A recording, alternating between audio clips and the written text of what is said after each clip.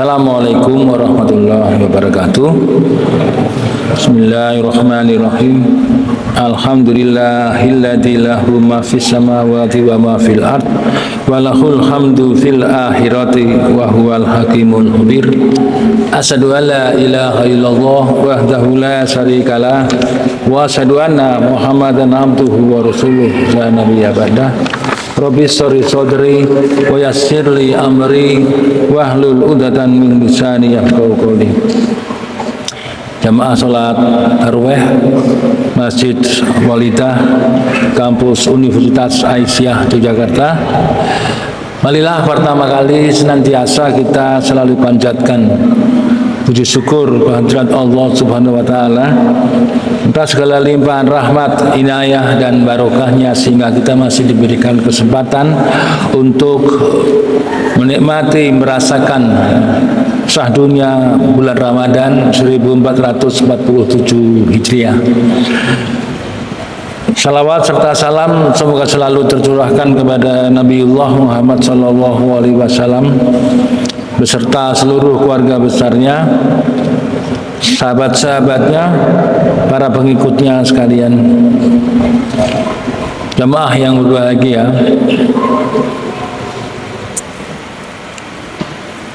banyak kita mendapatkan pelajaran tentang asal-usul manusia, di mana banyak kata kunci yang bisa kita jadikan pelajaran. Yang pertama adalah manusia itu diciptakan dari tanah. Yang kedua adalah manusia itu diciptakan dari saripati tanah.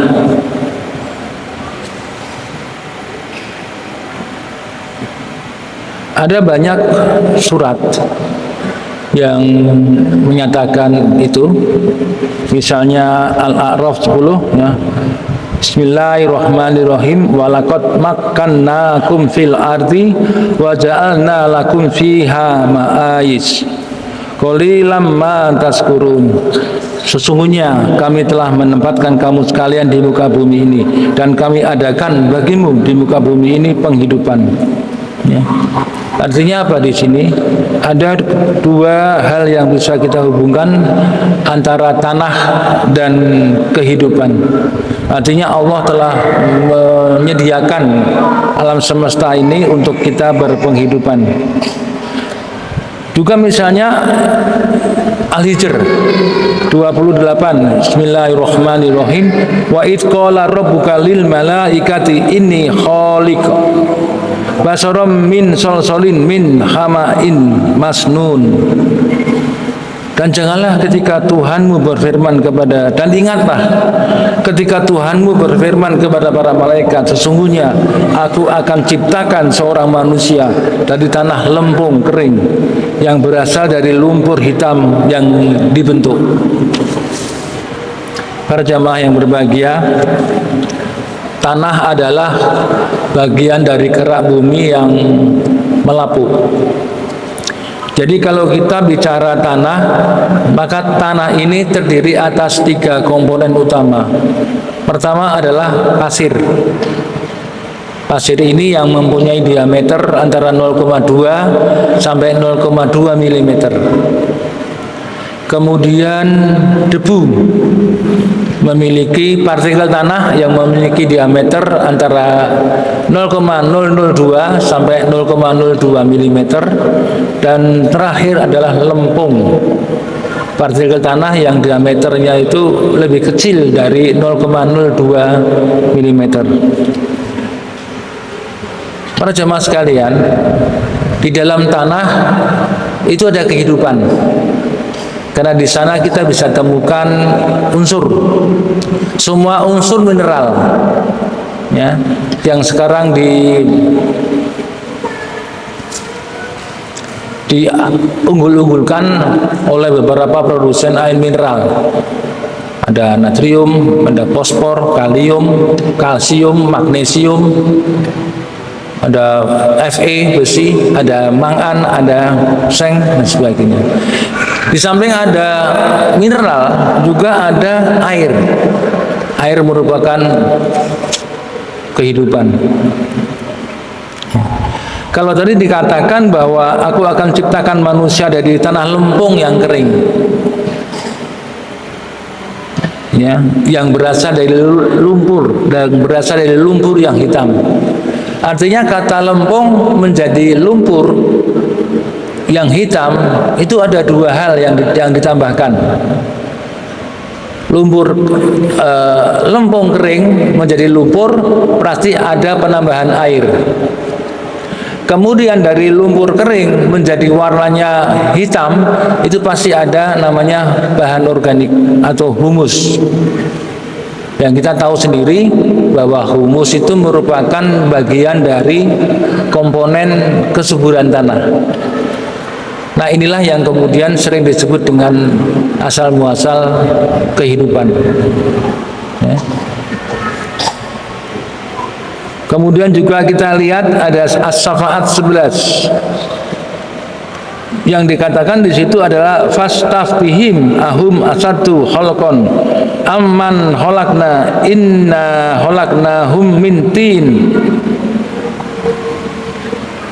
Maka tanyakanlah kepada mereka orang-orang musyrik di Mekah itu, apakah mereka yang lebih kukuh kejadiannya ataukah apa yang telah kami ciptakan? Sesungguhnya kami telah menciptakan mereka dari tanah lempung. Jadi di antara partikel tanah itu ada pasir, ada debu, ada lempung.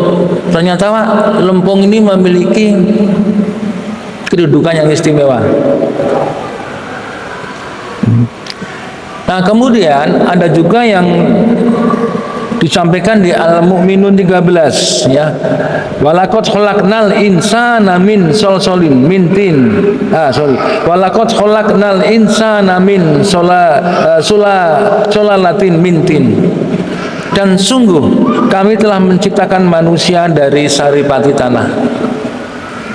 Pertama lempung kering, yang kedua air, yang ketiga menjadi lumpur dan menghitam karena ada bahan organik, ada humus, dan terakhir adalah saripati tanah. Kalau kita melihat dari Al-Mujadalah 11 ya, hanya orang-orang yang beriman dan berilmu saja yang bisa mengungkap rahasia ini. Saripati tanah itu menuju kepada siapa? Yang telah nyata disampaikan dalam Al-Mu'minun 12 bahwa manusia diciptakan dari saripati tanah. Nah, ternyata saripati tanah itu adalah unsur.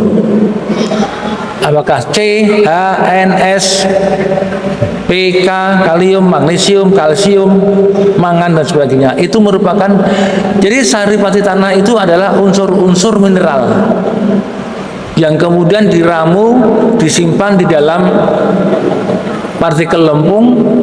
Kemudian untuk membentuk kehidupan, lempung itu dijadikan lumpur, ditambahkan air. Dan kemudian untuk menandakan bahwa lumpur itu telah cukup untuk menjadi bahan kehidupan, maka dia harus berwarna hitam. Jadi warna hitam itu menunjukkan akan adanya kandungan humus. Oleh karena itu para jamaah sekalian, manusia itu berasal dari tanah karena dia makan tanaman. Tanaman menyerap air dan unsur-unsur hara. Tanaman menyerap saripati tanah dari dalam tanah, jadi daun, jadi batang, jadi ranting, jadi buah, jadi biji yang kemudian dikonsumsi oleh manusia. Bagian-bagian yang lain bisa dikonsumsi oleh ternak dan akhirnya ternak juga dikonsumsi oleh manusia. Jadi siklusnya itu manusia itu berasal dari tanah. Kalau kita melihat rantai pangan yang terjadi di alam itu sebetulnya itu adalah menegaskan Al-Mu'minun 12 bahwa asal muasal manusia itu berasal dari saripati tanah, yaitu unsur-unsur yang terkandung di dalam tanah. Oleh karena itu manusia berasal dari tanah, maka dia harus kembali ke dalam tanah. Jadi alhamdulillah kita telah melaksanakan proses siklus itu. Jadi agama Islam itu adalah agama yang tahu persis tentang keseimbangan lingkungan, sehingga dari dalam tanah ya dia kembali ke dalam tanah. Para jamaah yang berbahagia, jadi itu saya ingin katakan bahwa apa yang tadi saya sampaikan itu adalah proses rantai pangan. Rantai pangan atau produksi tanaman. Tapi karena kita melihat akhir-akhir ini beberapa negara maju telah mulai kehilangan anak muda yang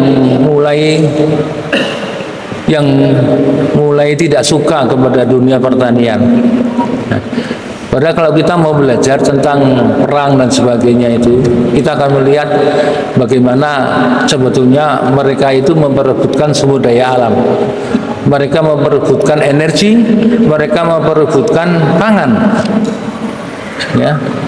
Bagaimana Eropa itu kemudian disanksi oleh Soviet dengan cara Ukraina itu gudang-gudang gandumnya dikuasai, sehingga harga pangan di Eropa itu meningkat tajam. Nah, dengan semakin sedikitnya tenaga muda yang mulai menyukai pertanian, sebetulnya ini adalah memperlemah kita sendiri. Pajak yang kita bayarkan, kita hitung berapa yang dipakai untuk membayar impor beras. Yang ternyata beras yang diimpor dari Thailand dan Vietnam itu selalu beras klaster 3. Tidak ada beras yang nomor 1. Jadi beras yang datang ke Indonesia itu secara pukul rata itu adalah kelas 3. Nanti kalau kelebihan, beras ini dibagi dalam bentuk raskin. Sudah mau mulai agak tidak baik, maka dia dibagi dengan harga murah dalam bentuk paket beras miskin atau beras raskin. Jadi ya benar, kalau kemudian beberapa daerah kita ini mengalami stunting, ya, kekurangan gizi. Nah, oleh karena itu sekalian, muncullah ide untuk kemudian menggantikan manusia itu dengan tenaga mesin. Nah, mulailah muncul yang dinamakan dengan kecerdasan buatan atau artificial intelligence. Dulu orang menyiram, memetik, memanen, memupuk itu butuh manusia. Tapi karena sekarang itu anak muda itu lebih suka joget-joget, bahkan yang tua-tua juga lebih suka joget-joget, nggak ada lagi yang mupuk, nggak ada yang nyiram, nggak ada yang potong. Maka muncullah namanya era otomatisasi, digantikan mesin. Ya. Sehingga dibuatlah program bagaimana kemudian tanaman itu diberikan sensor, dan nanti tanaman itu kalau kekurangan air maka akan ada ukuran yang kemudian secara otomatis ukuran itu akan membuka keran, ya, dan memberikan air kepada tanaman. Ya, ini memang sudah hukum alam. Kita harus paham tentang apa yang dikatakan dengan Einstein dulu pernah mengatakan bahwa satu saat manusia akan dibunuh oleh teknologi yang diciptakannya. Dan sekarang Anda lihat, teknologi mulai menjadi pembunuh manusia. Kita mulai melihat artificial intelligence sudah mengalahkan ustadz. Kita melihat sekarang teknologi sudah menguasai hidup manusia. Kita bangun tidur, bukannya istri tercinta yang diusap, bukannya anak tercinta yang dicium, tapi yang dipeluk dan dicium adalah handphone. Mau tidur, yang dipeluk bukan suaminya, bukan anaknya, tapi handphone. Suami menghadap ke utara, asik dengan WA, ya, dengan reunian dengan teman-teman SMA. Istrinya menghadap ke timur, WA-an dengan alumni SMP-nya. Sekarang ini, kalau dulu zaman saya remaja, manusia menonton televisi. Sekarang gantian, televisi menonton manusia. TV-nya nyala, tapi masing-masing keluarga main asik handphone sendiri, main handphone sendiri. Bahkan ada Nauzubillah min dzalik, ada anak yang tidak rela mematikan handphonenya pada saat sholat karena takut akan masuknya panggilan. Jadi hanya ingin menerima panggilan manusia, dia sudah ketakutan. Lah kalau yang manggil itu Allah, gimana itu? Dan itu sudah jadi. Maka perlu adanya gerakan kita ini, ya. Karena dengan handphone itu mulai terjadi proses pembunuhan kecerdasan. Mas-mas, para jamaah juga melihat anak SMA ditanya ibu kota Sumatera Utara, Riau. Nah, makanan gudeg dari mana? Dari Surabaya. Tidak paham sama sekali anak SMA sekarang. Ini luar biasa, terjadi pembodohan. Jadi kecerdasan itu dibunuh oleh teknologi yang diciptakan oleh manusia. Nah, para jemaah sekalian, di akhirnya adalah kita melihat bahwa kemajuan teknologi, terutama AI, artificial intelligence, itu secara prinsip akan menghilangkan nilai-nilai kemanusiaan. Sehingga nanti suatu saat kita akan melihat seorang bayi yang dia lapar, dia tidak minta tetek ibunya, dia minta tetek robot artificial. Sehingga bayi-bayi yang kita lihat itu penuh dengan instrumen elektronik. Kalau dia mau pipis, sudah ada alat yang mengeringkan pipisnya. Kalau dia mau susu, sudah ada alat yang memberikannya dia susu. Persis sekarang ini apa yang dinamakan dengan smart farming, pertanian modern. Di Jogja sudah banyak. Bagaimana mereka itu hanya duduk di gubuk, main drone, nyiram. Setelah nyiram selesai, drone-nya diganti dengan pupuk, mupuk pakai drone. Karena nggak ada orang, anak muda sudah nggak suka lagi sama pertanian. Demikian pula ratusan percetakan buku bangkrut karena apa? Anak muda nggak suka lagi baca buku.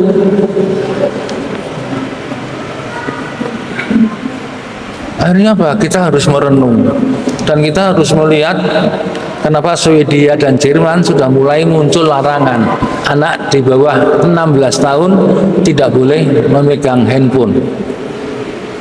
Dan luar biasanya Swedia itu, kalau ketahuan anaknya pegang handphone di bawah umur, itu yang kena denda orang tuanya. Itu. Lain dengan di Indonesia. Kalau gurunya marah, yang ditangkap gurunya, orang tuanya lapor polisi, anak saya dimarahin sama bu guru. Akhirnya bu gurunya ditangkap. Apakah orang tua itu sedemikian sudah tidak warasnya gitu ya? Dia memperlakukan anak-anaknya, memanjakan anak-anaknya dengan demikian rupa. Nah, jadi akhirnya apa? Nilai-nilai kemanusiaan itu sudah mulai hilang di segala macam bidang kehidupan, termasuk bidang pertanian. Nah, mudah-mudahan ini menjadi bahan pemikiran kita bersama, renungan, agar supaya kita bisa mengendalikan bagaimana teknologi karakter anak yang mulai terbunuh oleh media sosial dan teknologi. Hanya orang tua yang bisa mengendalikan, bukan gurunya. Jadi ini merupakan PR bersama dan merupakan bukti konkret dari apa yang dikhawatirkan oleh Einstein. Nasrun minallah wa fathun qarib wa basyiril mu'minin. Wassalamualaikum warahmatullahi wabarakatuh.